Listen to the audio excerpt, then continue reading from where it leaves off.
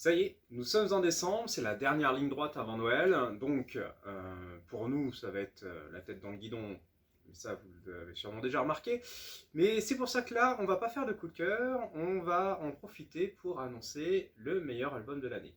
Alors cette année est un peu particulière encore une fois malheureusement, on n'a pas pu faire le jury comme on aime à le faire, c'est-à-dire nos échanges avec nos clients pour pouvoir élire le meilleur prix. Ils ont quand même été présents lors de cet avis puisque nous avons donné un max de retour par rapport au choix que nous avions fait. Alors ça a été assez intéressant, ça nous a permis de pondérer pas mal de petites choses, voire même sur certains albums qui restent très bons, hein, là n'est pas la question, mais de se dire bon, c'est effectivement, nous on était emportés par un, peut-être qu'on est un peu trop partisans.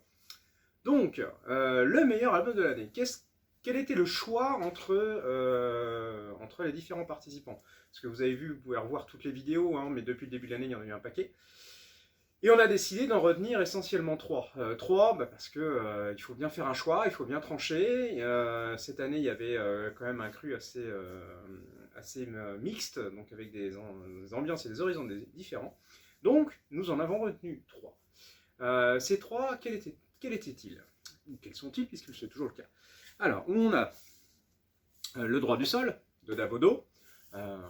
Alors, déjà, là, on part dans un genre totalement différent, puisqu'on est sur une histoire de vie, une réflexion, un parcours, un trek, même, comme j'aime à le dire.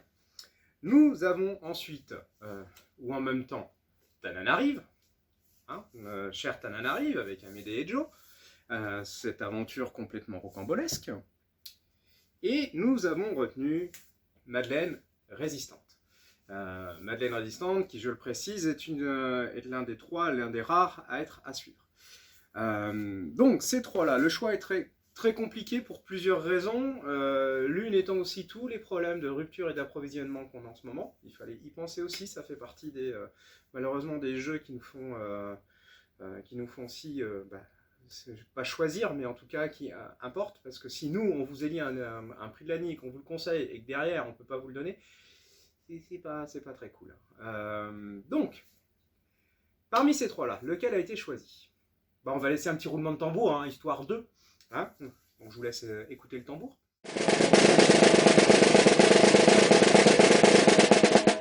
Donc le vainqueur est, eh bien, Tananarive. Alors, Tananarive, pourquoi Tananarive? Parce que c'est un parfait équilibre au final. On a une histoire de vie, on a une aventure, on a un trek, on a un one-shot, on a de l'humour, on a tout ça en fait qui mélange. Donc, on a quelque chose qui va nous emmener, nous faire plaisir, nous apporter quelque chose, et avec une force qui est à l'intérieur. Alors encore une fois, ça ne met pas en arrière-plan les autres, hein, ni les deux qui sont que nous avons cités, enfin que j'ai cités, et qui arrivent rétrospectivement pour ce qui est de Madeleine Résistante, seconde, et pour Le droit du sol, troisième. Bon, ces trois-là, hein, je le redis, hein, c'est pas une question de meilleur que d'autres, mais voilà, face au choix, face au retour, face aux ambiances, Tananarive est celui qui est arrivé premier. Donc,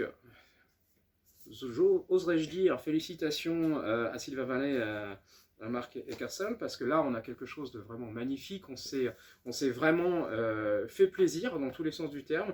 Je vais me faire un plaisir de vous le faire découvrir encore, je vais vous le conseiller, vous allez retrouver un petit peu ça partout. Je vous laisse sur cette fin de vidéo tout simplement redécouvrir le coup de cœur qu'on avait fait au moment de sa sortie, au cas où vous ne seriez passé à côté, hein, parce que c'est parce qu'on fait des coups de cœur toutes les semaines que vous les voyez tous ou vous avez le temps de les voir. En attendant, moi je vous souhaite de bonnes fêtes, on va se revoir assez vite je pense. Vous reverrez d'autres petits coups de cœur, mais là cette fois-ci qui ne seront plus forcément dans la sélection, hein, malheureusement date butoir oblige. Mais toujours est-il que là, là ça y est, nous on rentre dans la période pour vous fournir maximum la hotte du Père Noël. Donc je vous souhaite déjà d'ores et déjà de bonnes fêtes et à très vite.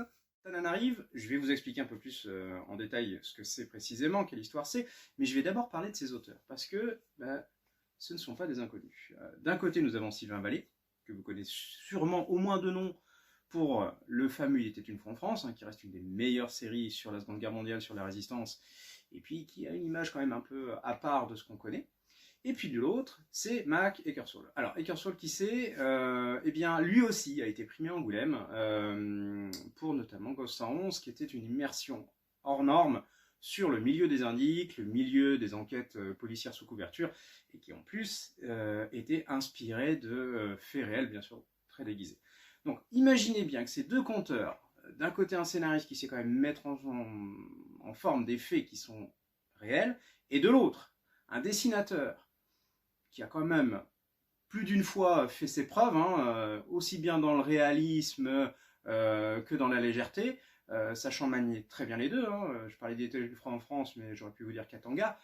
Pas évident de parler d'époque aussi dure avec un dessin qui va atténuer tout ça. C'est tout le talent de Sylvain Vallée. Donc quand ils se mettent ensemble pour nous faire Tananarive, on s'attendait quand même à quelque chose d'un peu surprenant. Et bien sûr, on n'est pas déçu, sinon je ne serais pas là pour vous en parler. Alors, Tananarive, qu'est-ce que c'est? Eh bien, déjà, ce sont deux personnages. Hein, deux personnages. Alors déjà, leur nom, leur prénom, c'est une poésie. Hein. On a Joseph et Amédée. Ouais, ça pourrait être une blague. Donc Joe, hein, pour les intimes. Amédée, ça reste Amédée. Hein. Amédée, ben, en fait, c'est un vieux notaire. Il est à la retraite. Et puis alors là, c'est vraiment l'archétype du pépé pantouflard. Hein. Certains d'entre vous y retrouveront peut-être un petit dessin à la Vieux Fourneau, même s'il y a un poil d'humour, évitez de faire la comparaison parce que c'est vraiment une œuvre à part et je ne pense pas que les auteurs avaient en tête de faire une comparaison. Mais par contre, ça reste très frais. Donc on reprend notre petit Amédée, il a une vie pépère, il a une vie tranquille, il est à la retraite, oserais-je dire avec Bobonne, désolé parce que c'est vraiment l'image qu'il donne, hein. Là vous avez vraiment des images en tête, des archétypes et des images d'Épinal. Amédée, c'est l'archétype même. Bref, sa vie est tout sauf excitante. Heureusement, il a son voisin, Joseph, enfin Joe. Joe, lui, c'est tout le contraire. Grand, maigre, il pète le feu malgré son âge avancé. Et puis a priori, ça a surtout été un aventurier. Il a tout fait, il a voyagé partout. Je vous laisse imaginer les soirées qui passent entre Amédée, comme ça, à boire les paroles de Joe qui lui raconte ses voyages en Extrême-Orient, ses voyages avec l'armée, les guerres qu'il a affrontées, l'opium, etc. Enfin bref, tout ça, pas besoin d'aller au cinéma avec lui, hein, parce que Joe est un très bon conteur, et du coup il va l'emmener à droite à gauche. Sauf que voilà, un jour, Joe, paf, crise cardiaque, étalé comme une carpette, en plus dans son jardin en tenue d'Adam. Ouais, c'est pas forcément la classe internationale, mais bon, bref, c'est comme ça. Et là, pour Amédée, sans mauvais jeu de mots, c'est le fond du trou. C'est le fond du trou, parce que voilà, il a plus son ami, il a plus sa rencontre, il a plus ce qu'il fait habituellement. En plus, avec sa femme, voilà, c'est une vie qui est passée, donc il est hyper installé, il a pas mal de choses derrière eux, donc il n'y a plus forcément d'activité. Bref, tout ça, lui-même, ça sent un peu le trou. Hein. D'ailleurs, comme l'autre a fait une crise cardiaque, lui-même, ouais, ça va pas, faut que j'aille voir le médecin. Bref, petit coup d'hypocondrie. Mais bon, soit. Sauf que, voilà, la maison est toute seule, elle est délaissée. Lui, ça lui laisse malheureusement un mauvais souvenir. Et puis le maire fait le pressing parce qu'il n'a qu'une envie, c'est d'avoir ce terrain, puisqu'à priori, il n'y a pas d'héritier. Sauf qu'on ne peut pas s'emparer du terrain comme ça. Et comme Amédée est un ancien notaire, le maire ne cesse de venir le titiller en lui demandant où ça en est, etc. Sauf que lui s'est promis de ne plus jamais faire un papier administratif. Jamais. Sauf que voilà, allez, à force d'aider, à force de petit à petit de lancer des aiguilles, il va dire, allez, on va lancer un petit mot au maire et puis basta. Sauf que le maire va lui apprendre que, a priori, entre ce qu'Amédée lui a raconté, ce que Joe lui a raconté sur sa naissance à Madagascar, etc., et la réalité, c'est pas un fossé qu'il y a, c'est un abysse. Et oui, a priori, Joe aurait menti à Amédée. Alors ça, c'est une grande claque, et le jour où il va sur sa tombe, et qui, en fait, a l'impression de voir le fantôme de Joe, alors là, c'en est trop pour lui. Il décide de prendre sa vareuse, sa vieille guimbarde, et de partir à l'autre bout de la France, tout simplement pour dénouer le fil du mystère. Et oui, c'est un road movie. Papy qui bougeait pas devient papy aventurier pour tout simplement comprendre, parce qu'il a qu'une impression, c'est de s'être fait enfler par son meilleur pote depuis le début. Et ça, il a beau être pépère, ça l'énerve. Sauf que voilà, il va falloir remuer le passé, il va falloir remuer un petit peu l'histoire de Joe, qui, malgré les tissus de mensonges, etc., semble être émaillé quand même de certaines vérités. Mais pour ça, va falloir dénouer le vrai du faux. Et c'est sur le terrain que ça va se faire. Et un vieux notaire à la retraite qui n'a pas eu l'habitude de bouger de son fauteuil en cuir, ça risque de le bouger pas mal. Sauf que, bien sûr, il y aura des surprises. Et tout ça dans l'espoir de trouver l'héritier. Parce qu'au final, il y a peut-être un héritier. Et s'il y a un héritier, il y a un semblant de vraie histoire. Donc, on va révéler la vérité, certes. Mais qui est-ce qui va se révéler vraiment dans cette histoire? Est-ce que c'est pas Amédée qui va trouver, une nouvelle façon d'être, une nouvelle façon de vivre, et puis l'aventure, elle n'est pas peut-être que chez les autres, hein? Donc, à découvrir, à lire, et puis tout simplement à se faire plaisir. Allez, à très vite.